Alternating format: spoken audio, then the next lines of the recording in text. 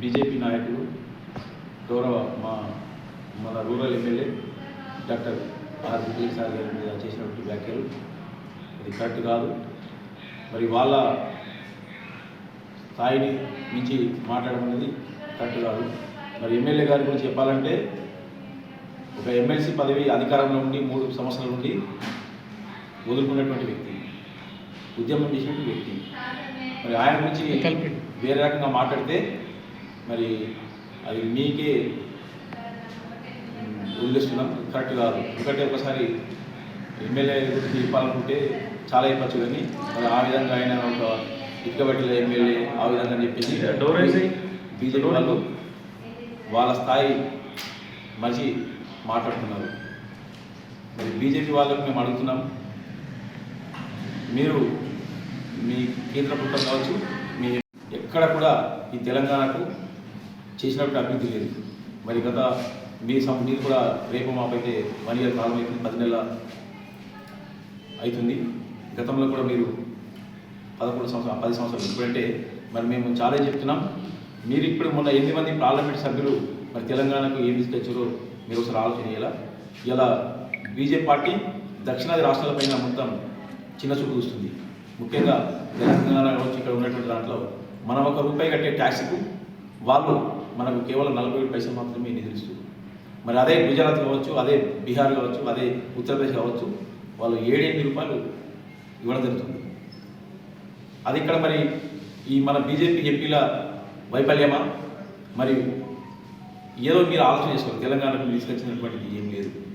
కానీ అదే ఇక్కడ ఉన్నటువంటి డాక్టర్ భూపతి రెడ్డి గారు ఈ నిజామాబాద్ రూరల్ కాన్స్టిట్యూన్సీలో సుమారు 300 కోట్లు 13-14 నెలల్లో 300 కోట్ల అభివృద్ధి చేసింది.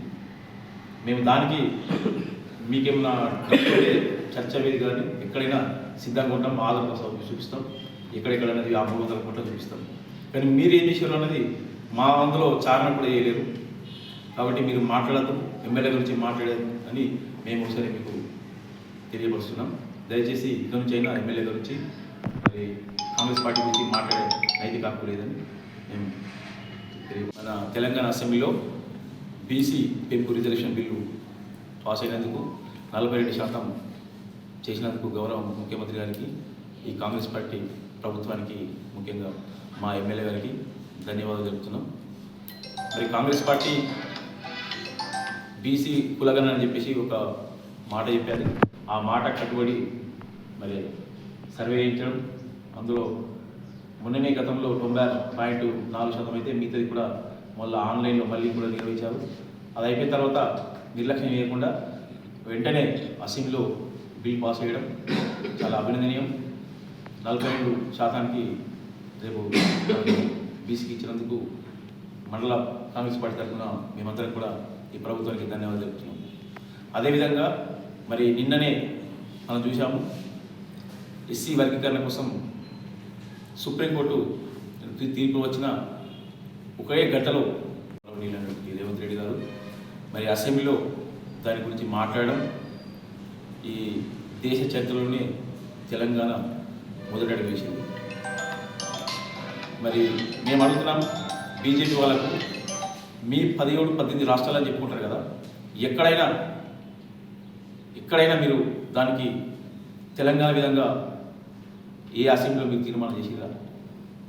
కానీ ఇక్కడ తెలంగాణలో ఎస్సీ వర్గీకరణకు కట్టుబడి ఉన్నామని చెప్తూ మరి నిన్న అసెంబ్లీలో ముఖ్యమంత్రి గారు దాన్ని మాట్లాడడం, చక్కచక్క వెంటనే జరగడం, ఇక్కడ ఉన్నటువంటి మాదిగ సోదరులందరికీ మేము సంపూర్ణ మద్దతు తెలుపుతూ కాంగ్రెస్ పార్టీ మరి అన్ని పార్టీలో ఉన్నటువంటి వాళ్ళు కూడా దాన్ని స్వాగతించారు. మేము కూడా చెప్తున్నాం, కాంగ్రెస్ పార్టీ ఏదైతే ఒక మాట ఇస్తుందో దానికి కట్టుబడి ఉంటుందని మరొకసారి నిరూపితమైంది. మరి కొంతమంది పార్టీలు కేవలం మాట చెప్తారు తప్పితే ఆచరించారు. దానికి అలా కాకుండా కాంగ్రెస్ పార్టీ బిల్లు చర్చగా చేసుకోవడం చాలా ఆనందం. మరి మిగతా పార్టీలకు దీనిగా కాంగ్రెస్ పార్టీ ముందుంటుందని చెప్పి మరొకసారి నిరూపితమైంది. దీనికి మేము మండల కాంగ్రెస్ పార్టీ తరఫున ఈ ప్రభుత్వానికి మరొకసారి ధన్యవాదాలు చెప్తున్నాం. మేము పూర్తిగా దీనికి స్వాగతిస్తున్నాం.